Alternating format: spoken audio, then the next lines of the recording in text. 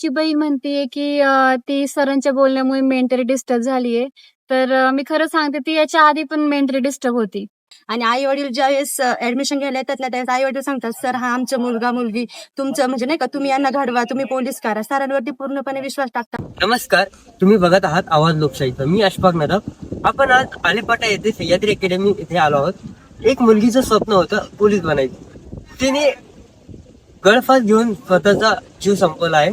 आपण त्या अकॅडमीच्या मुलं व मुली यांच्याशी संवाद साधण्यासाठी इथे आलो आहे. नेमकं हे प्रकरण काय आहे आपण यांच्याशी काय जाणून घेऊ. नमस्कार. भाग्यश्री भंडारे यांच्या शेजारी कोण बसायचे?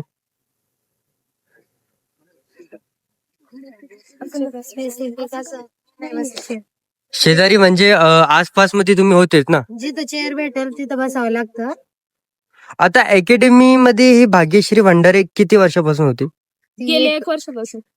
गेल्या 1 वर्षापासून. हा, तर 1 वर्षापासून 1 वर्ष ते अकॅडमी शिकत आहे आणि अचानक सोमवारी असं सरांनी काय बोललं का तिला एवढं मोठं पाऊल उचलावं लागलं? सर सोमवारी तसं तिला काही बोलले नाहीये स्पेसिफिक तिला. सर माझ्या मध्ये लेक्चर संपायच्या अगोदर 10 मिनिटं अगोदर असं बोलले की जे शनिवारी ग्राउंडला नव्हतं त्यांनी उभे राहावं. आणि मग सगळे मुलं आणि मुली उभे राहिलेले.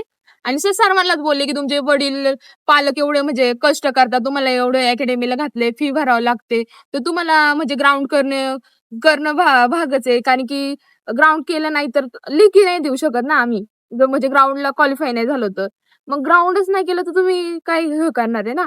तसं त्याच्यावरून बोलले ते, असं स्पेसिफिक व्यक्तीला काही बोलले नाही सर. आता ते बोलले का संध्याकाळी ते म्हणजे ग्राउंडची जी प्रॅक्टिस असते ती प्रॅक्टिस संध्याकाळी करावं किंवा सकाळी ती प्रॅक्टिस होते असं मी बाईट मध्ये बघितलं. तर ते काय नेमकं ते काय होतं? सगळ्यांना कंपल्सरी ग्राउंड असतं. सगळ्यांना म्हणजे ज्याला ग्राउंड नाही करायचं त्याला एक स्पेसिफिक अर्ज आहे, तो द्यावा लागतो, नाहीतर पालकांना कॉल करावा लागतो. पालक जर बोलले सुट्टी द्या आमच्या मुलाला, तर सुट्टी दिली जाते. म्हणजे असं आहे का तुम्ही सकाळी तरी ग्राउंड केलं ना तरी विद्यार्थ्यांसोबत तुम्हाला संध्याकाळी ग्राउंड करावं लागतं, कारण की ते कंपल्सरी. माझं पण ग्राउंड आउट ऑफ आहे, पण मला पण म्हणजे मला पण सूटबीट काहीच नाहीये का तू नंतर ये, नको येऊ, सकाळी कर, असं काहीच नाहीये. रूल सगळ्यांना समान आहे. मी पण रोज ग्राउंडला येते. आता ती जी भाग्यश्री भंडारे आहे तिची मोठी सिस्टर आहे. तिने कॉल करून असं सांगितलं का सरांनी मला खूप काही सांगितलं, त्याच्यामुळं मी माझा जीव घेईन. याच्यावर तुम्ही काय सांगाल? त्यांच्या म्हणण्यानुसार सरांनी काही अपशब्दाचा वापर केला, पण तिथं मी उपस्थित होते, कारण की सर जिथं शिकवतात त्यांच्या बरोबर समोरच मी बसते. सरांनी काही अपशब्दाचा वापर तर काही केलेला नाहीये. आणि जर तिची बहीण म्हणतीये की ती सरांच्या बोलण्यामुळे मेंटली डिस्टर्ब झालीये, तर मी खरं सांगते ती याच्या आधी पण मेंटली डिस्टर्ब होती. मी तिच्या रूमला 1 महिन्यापासून आधी 1-2 महिने आम्ही तिच्या रूमला होतो. पहिले 1 महिना आणि त्याच्यानंतर मी आता 15 दिवसापूर्वी मी रूम सोडली ती. तर ती आधीपासूनच असं तिचं बिहेवियरच असं होतं, एकटी राहणं, कोणासोबत बोलणं नाही जास्त, जास्त करून कॉलवरती. सारखी तिची फोनवरती कोणाशी म्हणजे पर्सनली कोणासोबत भांडणं होत असेल काय. आणि याच्या आधी तिने 2 वेळा सुसाईडचा प्रयत्न केला होता. एकदा ती रात्रीचं कुठेतरी पाटाला गेली होती, तिकडून आम्ही आणली म्हणजे तिकडं गेली होती, ते आम्हाला नंतर म्हणजे फोन वगैरे स्विच ऑफ केला होता तिने. त्याच्यानंतर आम्ही तिला घेऊन आलो इकडं रूमवरती. आणि त्याच्यानंतर पण तिने ना आम्ही लॅबमध्ये होतो, सुट्टीचा दिवस होता, अकॅडमीला सुट्टी होती. तेव्हा पण तिने तेच केलं. मला मेसेज टाकले, पण माझा फोन एरोप्लेन मोडवर होता आणि काही चेक नव्हते केलं. नंतर मी बाहेर आले, सहज डेटा ऑन केल्यावरती मला दिसले मेसेजेस. तर मी लगेच रूमला आले, रूमला पाहिलं तर तिने नाही का चेअर वगैरे मांडली होती, वरती फास वगैरे तयार केला होता. तिला तेव्हा समजूत काढली, तिची समजून सांगितलं. आणि परत नाही का ती परत म्हटली की मी असं परत करणार नाही. पण तिची म्हणजे नाही का सारखी तिची मेंटॅलिटी अशी म्हणजे डिस्टर्बच होती आधीपासून. सरांनी तिला बोलल्यामुळे तिची काही मेंटली डिस्टर्ब वगैरे झालेली नाही. आणि ह्याच कारणावरून आम्ही ती रूम सोडली होती आणि 15 दिवसापूर्वीच आम्ही रूम शिफ्ट झालो होतो. आता हे जे सर आहे हे कधी कोणत्या मुलीला किंवा मुलाला कधी पर्सनल गोष्टीबद्दल बोलायचे का शैक्षणिक किंवा जे तुमचं जे तुम्ही करताय प्रॅक्टिस त्याच्याबद्दल बोलायचे का तुमच्या पर्सनल गोष्टीवर पण सर बोलायचे? नाही, नाही. सर आमचं कधी चांगलं personally व्हावं म्हणून individual- सर आम्हाला बोलतात आहे. आणि आमच्या सरांचं एवढंच आहे, कोणाच्या पर्सनल गोष्टीवरती काही बोलती नाहीये. ग्राउंडला गैरहजर असेल, लेक्चरला गैरहजर असेल तरच सर बोलत होते. याच्या व्यतिरिक्त वैयक्तिक सर कोणालाही काही बोलत नव्हते. आम्ही त्या दिवशी क्लासमध्ये होतो, सरांनी उभं केलेलं का जे शनिवारी ग्राउंडला नव्हते ते उभे राहा ना. मग ते सगळे मुला मुली उभे राहिले आणि सर फक्त एवढे बोलले की सगळे प्रामाणिकपणे ग्राउंड करत जा, सगळे प्रामाणिकपणे लेक्चर करा, तुम्ही सगळे गरीबाचे मुलं आहे, सगळे भरती झाली पाहिजे. आणि आई वडील ज्यावेळेस ऍडमिशन घ्यायला येतात ना त्यावेळेस आई वडील सांगतात सर हा आमचा मुलगा मुलगी तुमचं म्हणजे नाही का, तुम्ही यांना घडवा, तुम्ही पोलीस करा. सरांवरती पूर्णपणे विश्वास टाकतात ना सगळे.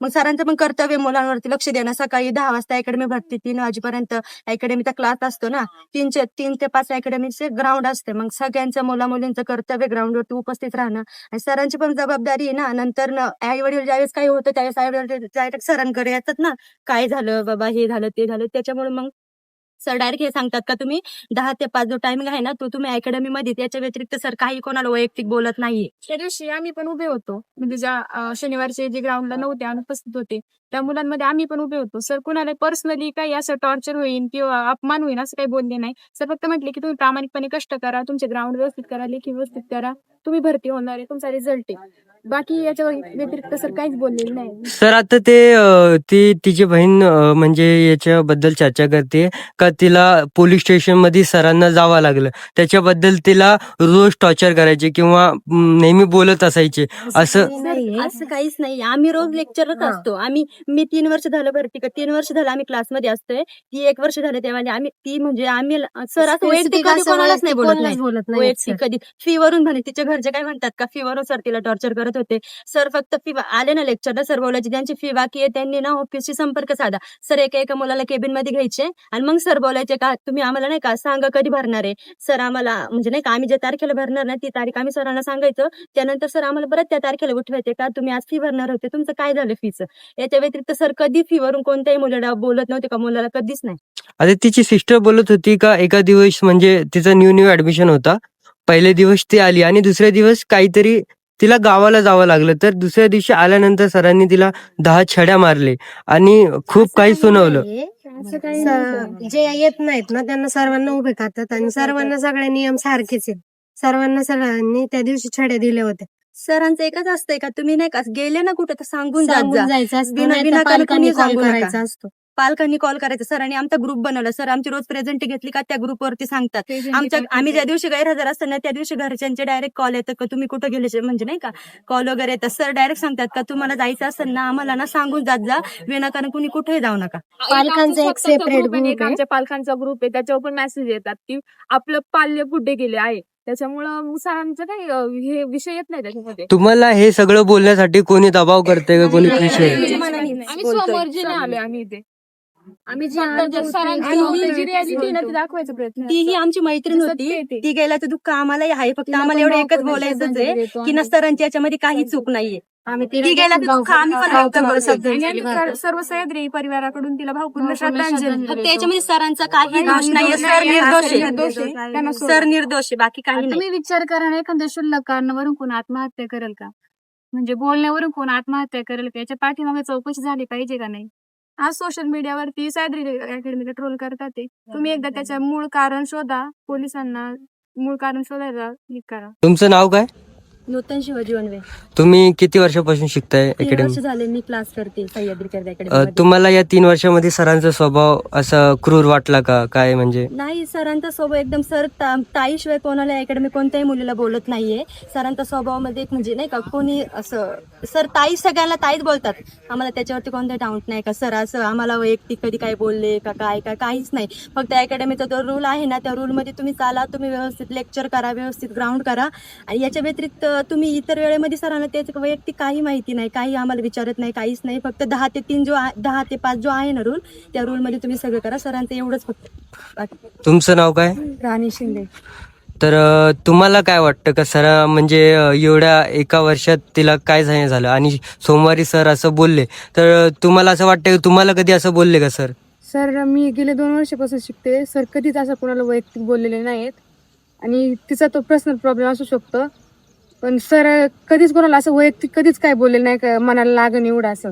तुम्हाला कोणावर संशय आहे का सराव व्यतिरिक्त? चौकशीचा भाग झाला तर आम्ही पर्सनल म्हणजे असं काही सांगू शकत नाही. तो चौकशीचा भाग आहे, ते नंतर समोर येईलच की काय म्हणजे कोणाचा संशय किंवा काय आता आम्ही सांगणार याच्यात काय अर्थ नाही ना. हे बघ चुकीचं सांगण्यात तर काय अर्थच नाहीये. चौकशीमध्ये सगळं कळलं. सर निर्दोष, फक्त आम्हाला एवढंच बोलायचंय. सरांचं काही याच्यामध्ये वैयक्तिक हे नाही. ठीक आहे, धन्यवाद.